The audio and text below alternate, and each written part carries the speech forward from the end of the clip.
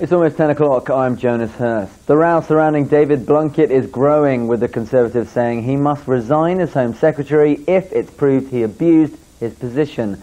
In a further blow, Mr Blunkett's former lover, Kimberly Quinn, now wants to give evidence to the inquiry into whether or not he fast-tracked a visa for her nanny. Dominating today's papers, it's the story that won't go away. Speaking from her hospital bed to the Sunday Telegraph, Kimberly Quinn says she now wants the right to testify against Mr Blunkett, to give details of the alleged fast-tracking of her nanny's visa by the Home Office. Said to be suffering complications of pregnancy brought on by stress, Mr Blunkett's former lover has now been transferred from St Mary's Hospital to a specialist unit. Her husband says she's very unwell.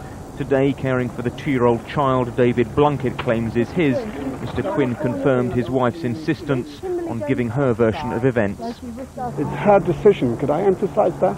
I support it, but it is her decision. And is she up to strength to be able to testify? We'll have to see. She can testify written submission. I'm sure that will do. But I do think that she should be asked to. I don't think it should be some sort of whitewash. It's Sir Alan Budd's job to determine if the Home Secretary abused his powers. It's speculated today he'll blame the fast-tracking of the nanny's visa on an overzealous junior official out to please.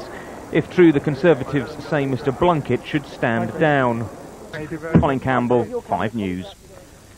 17 Iraqi civilians have been killed by insurgents in the town of Tikrit.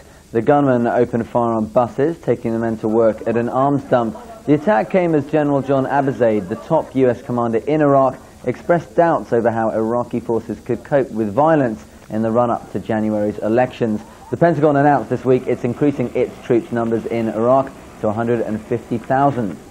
Sports, and just the one Premiership clash today as Crystal Palace met Charlton at Selhurst Park.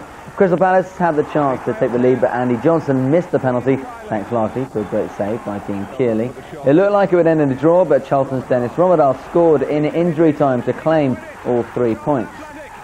Rangers, meanwhile, have missed out on the chance to move back to the top of the Scottish Premier League after being held to a 1-1 draw by Inverness Cally Thistle. Inverness opened the scoring after just 3 minutes through Graham Bain. Then Dado Perso equalised for Rangers in the second half, and that draw leaves Rangers a point behind Celtic at the top of the table. Here's a look at tomorrow's weather now. Rain and showers across the north and the west.